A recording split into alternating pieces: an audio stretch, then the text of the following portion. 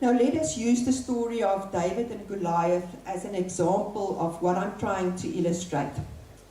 We can use this story to take some nice feel-good principles for our lives. For instance, we can interpret this story that in our lives we are continually faced with giants. But if we trust God, we can overcome the giants in our life. When we use this interpretation, the focus is on my life and your life.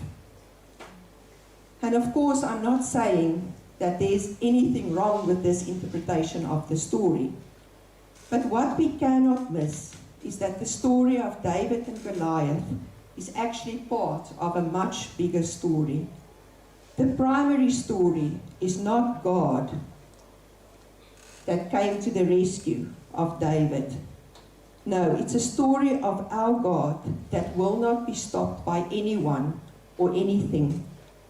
It's the story of a God that had a plan for a nation.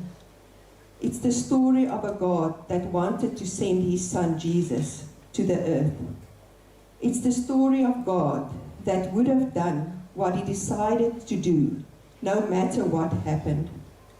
And David realized something of this. David knew his identity in God. He knew God wanted to use him. David knew who God was.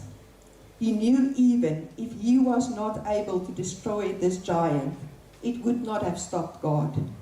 He knew that God had a bigger story, and a giant was not able to change this. And this is where David's strength originated.